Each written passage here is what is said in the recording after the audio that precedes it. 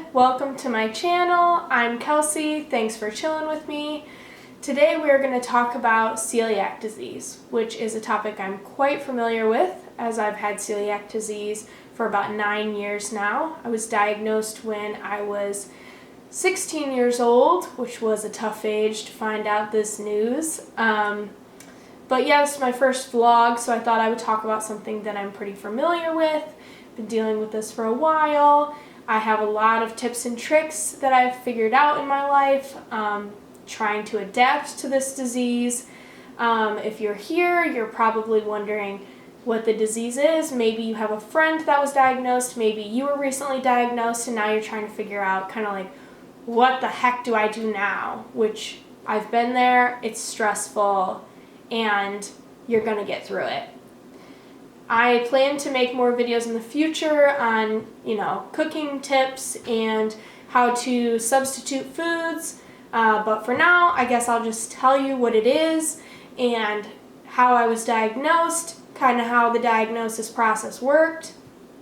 And then maybe a little bit about how I've gotten to where I am now. And where I am now is comfortable in my own skin. I feel like I have avoided bloating. I feel like I now have my nutrition handled and I feel in control of my body now. And I think that's the biggest thing with celiac disease, is that when you get this diagnosis and they tell you you have to stop eating this, stop doing this, stop that, you feel like you're not in control of your own body, and that's really, really frustrating.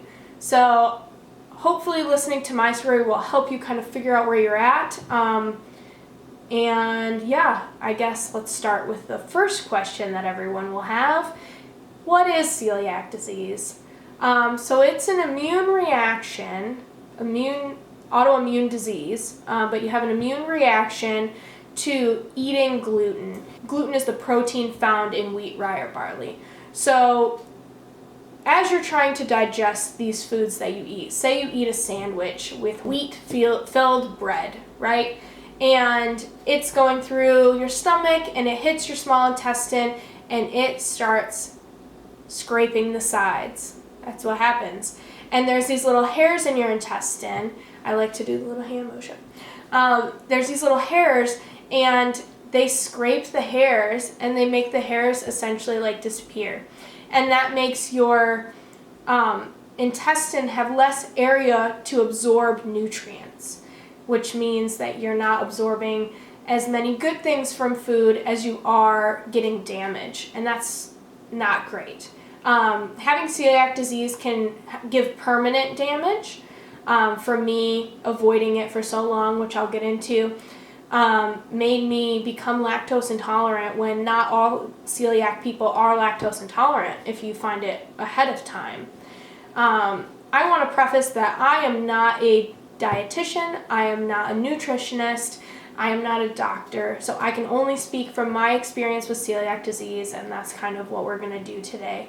For me, compared to others that I've heard their story, my pain is pretty moderate.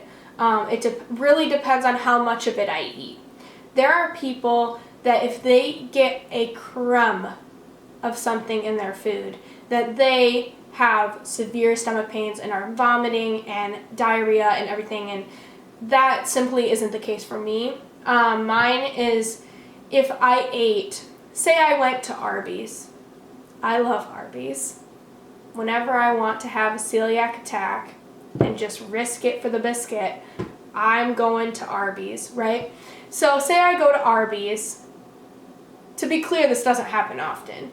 But when I go to Arby's, I eat a sandwich and I get the beef and cheddar, and I'm eating that wheat-filled bun, and I'm eating that lactose-filled cheese, and my stomach goes into a knot, and I feel some sharp pains, and I'm likely, potentially, to have diarrhea later that day, right?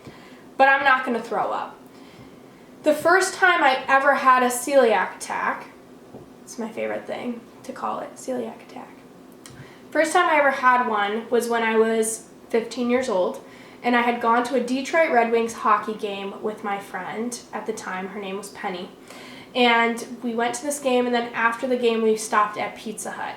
And her and I ate a deep dish pizza, and I ate probably 4 or 5 slices of this deep dish pizza, not knowing I had celiac disease. And I stayed the night at Penny's house that night, and I did not sleep a wink because I started having sharp stomach pains, and before I knew it, I was throwing up and I was having diarrhea sometimes at the same time. I was very embarrassed by this occasion, and I had to wake up Penny in the middle of the night and say, I really just need to go home.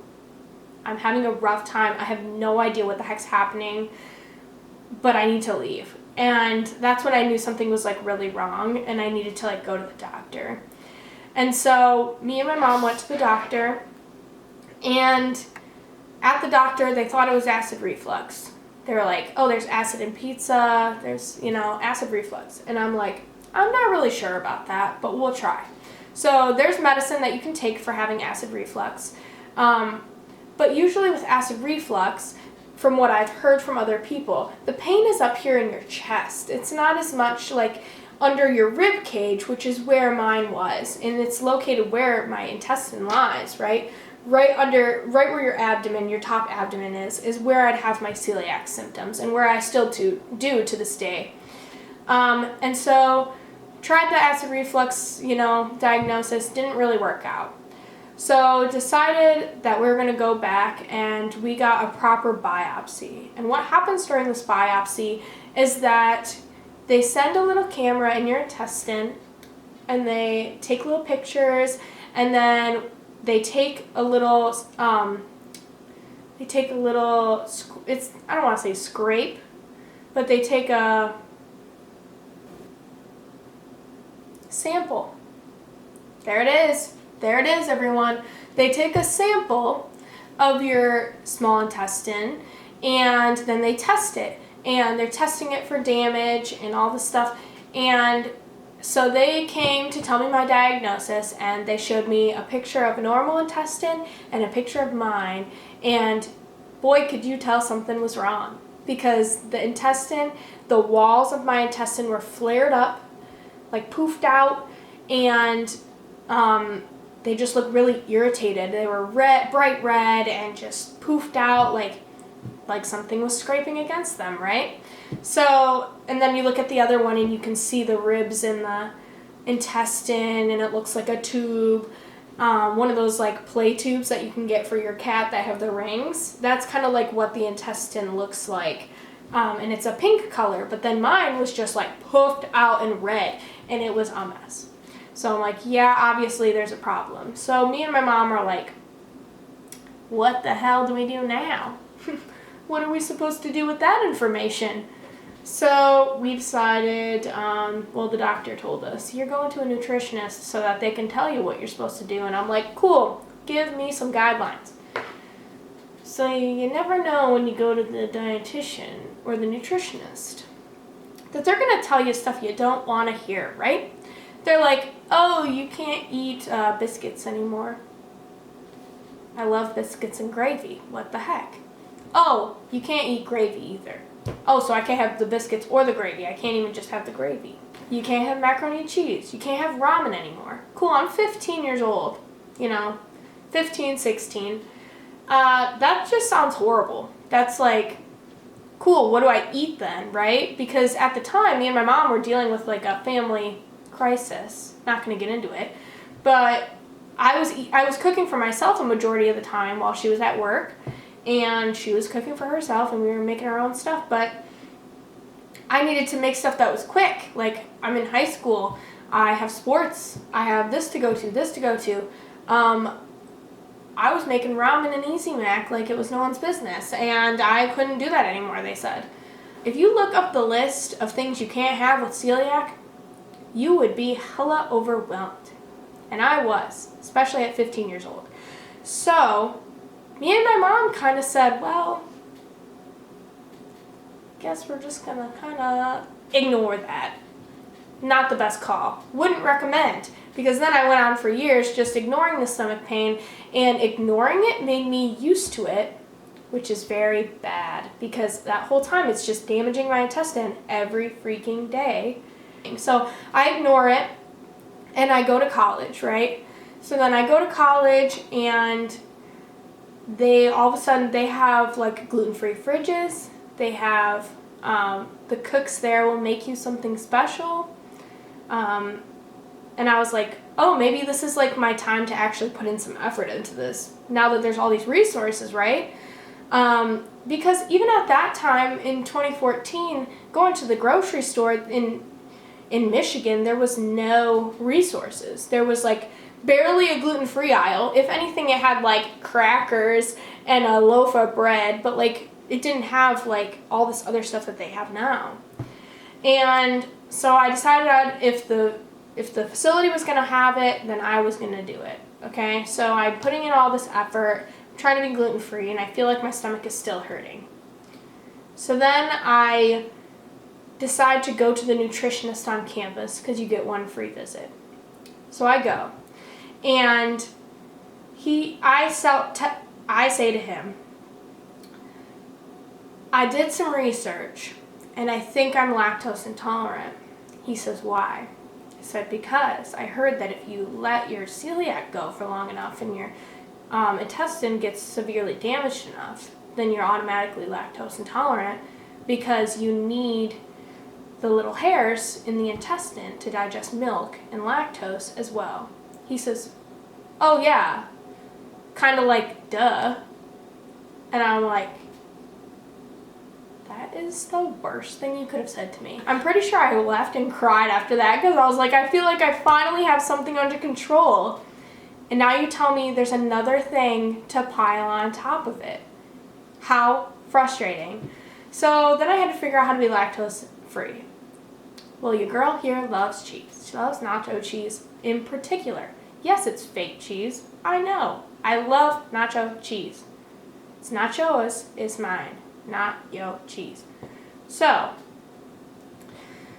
took a minute to start trying to do that, and felt like I got most of it under control. Then I graduated college, moved to Seattle, and everything was incredible. And I was like, wow, this is so much easier now. And now I don't want you to be discouraged if you don't live on the West Coast, you don't have these resources that I'm talking about. The grocery store doesn't have as many products. That doesn't mean it's not able to be done.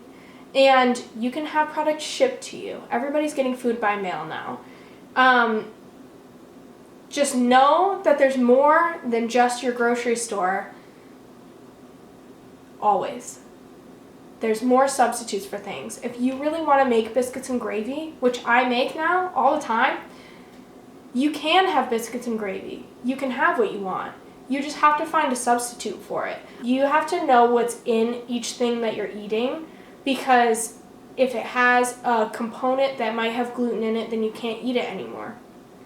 For example, you're going to the restaurant and you want a sandwich. Well, if they don't have gluten-free bread, then you're eating the sandwich without a bun, right?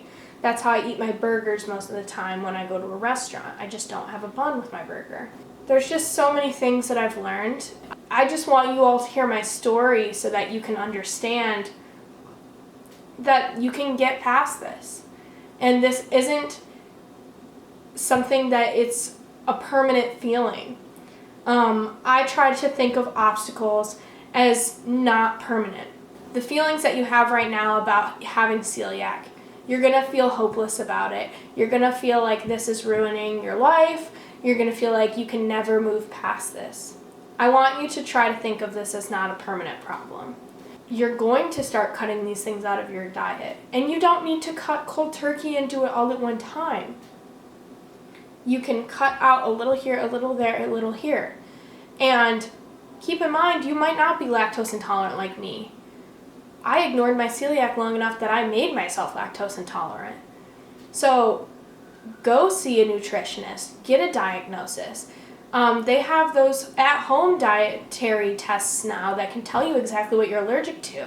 I just wanted to close by saying thank you so much for watching. I have no idea how many views I'm going to get on this. But plan to see more videos in the future. My name's Kelsey, and thanks for chilling with me.